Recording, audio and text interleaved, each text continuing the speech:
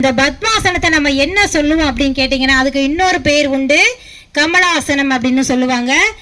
அதுக்கு ஏன் இந்த பேர் வந்துச்சு அப்படின்னு கேட்டனா, அது தாமரை போல அந்த ஆசனமானது இருப்பதனால அதுக்கு பத்மாசனம் அப்படின்னு சொல்லிட்டு அதுக்கு இந்த பேர் வந்தது. முழங்கால்களுக்கு வலுவூட்டக்கூடிய தன்மையை நமக்கு வலுப்படுத்துகின்றது, ஐரல்களை வலுப்படுத்துகிறது.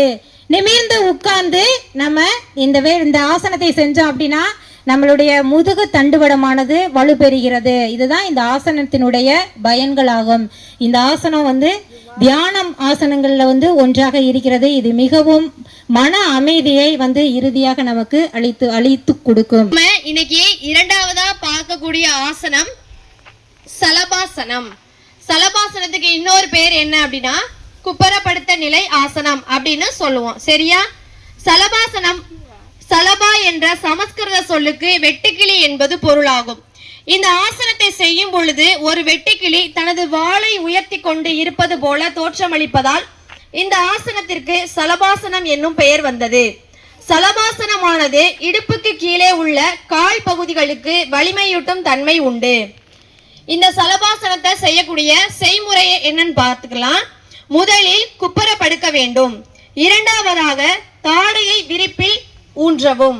மூன்றாவது கைகளை தொடைக்கு அடியில் நீட்டவும். நான்காவதாக கை விரல்கள் மடக்கி இருக்கணும். மூச்சை இழுத்து இடுப்பு கால் பகுதி விரைப்பாக்கி பின்பகுதி முழுவதும் மேல் தூக்கவும்.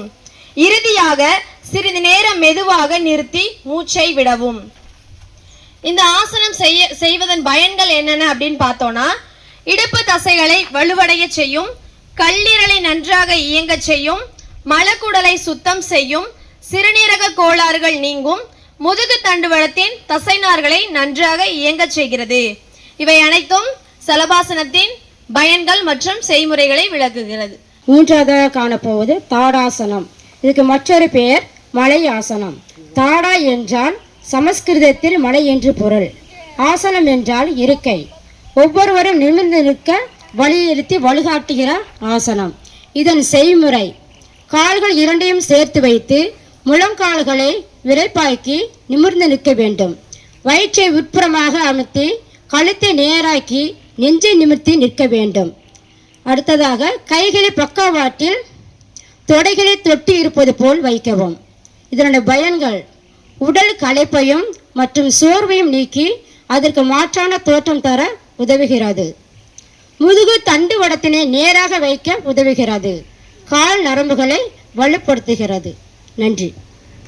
தேங்க்யூ.